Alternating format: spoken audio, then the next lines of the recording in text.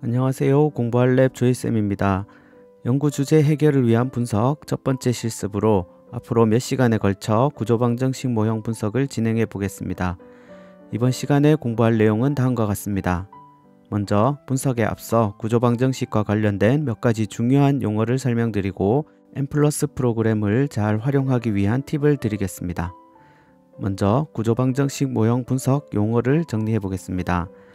구조방정식 모형은 구조, 방정식, 모형 이 세 가지가 합쳐진 말로 변수 간의 구조적인 관계를 다루고 1차 방정식, 2차 방정식과 같은 선형, 비선형 회귀식을 활용하여 변수 간의 관계를 다양한 모형으로 만들어 분석할 수 있다는 것을 의미합니다. 다음으로 관찰 변수는 각 케이스의 측정값을 합치거나 평균을 내어 산출한 대표값입니다. 여기에는 실내로 온 값과 오차가 모두 포함된 말 그대로 관찰된 그대로의 값이라고 볼 수 있습니다. 이러한 변수를 구조방정식 모형 분석에서는 직사각형으로 도식화하여 나타냅니다.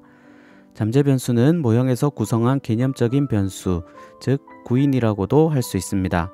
잠재 변수는 측정값으로 직접 확인할 수는 없지만 관찰 변수의 측정값에 영향을 미치는 정도를 파악해서 그 특성을 확인할 수 있습니다. 예를 들어 자아존중감을 5문항으로 측정했다고 하면 각각의 문항은 관찰 변수가 됩니다.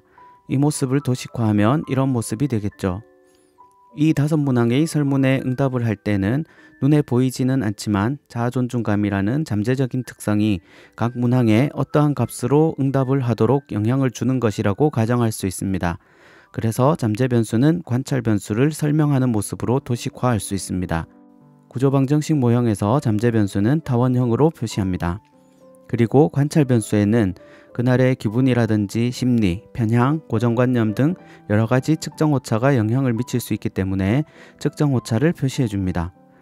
자, 이제 구조방정식 모형의 가장 기본적인 모형인 측정 모형이 완성되었습니다.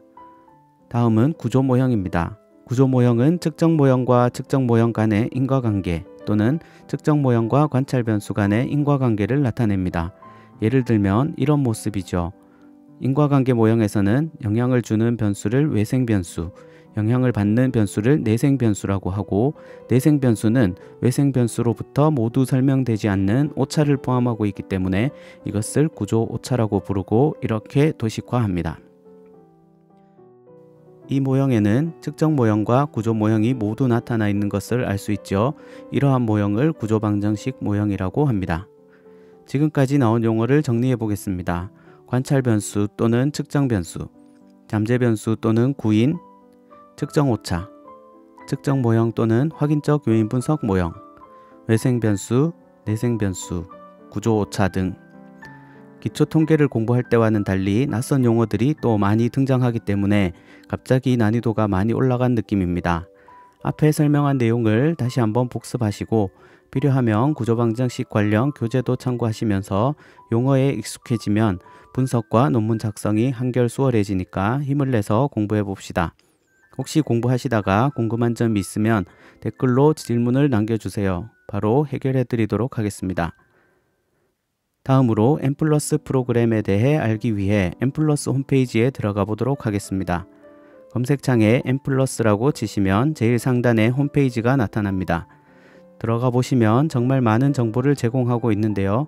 그 중에 도큐멘테이션 항목에서 M+ 유저 가이드로 들어가 보겠습니다.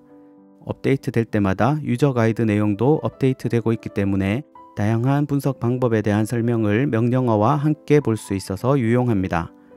챕터에 링크를 누르면 유저 가이드북이 PDF로 제공되고 있어서 다운로드 받을 수도 있습니다. 챕터 3부터 12까지는 분석 방법에 대한 내용을 담고 있는데 우측 끝을 보시면 예제를 볼 수 있습니다. 각 챕터에서 다루고 있는 여러 분석 모형의 명령어와 샘플 데이터, 결과까지 함께 제공하고 있어 M+를 사용하는 사용자에게는 정말 중요한 보물창고가 아닐까 생각해 봅니다. 내가 구성한 연구 모형을 명령어로 어떻게 구현할지 찾아보고 명령어를 복사해서 사용하면 되니 꼭 기억하시고 자주 활용하시기 바랍니다. 그리고 한 가지 더 팁을 드리자면 M+로 분석을 하다 보면 각종 에러가 많이 뜨는데요.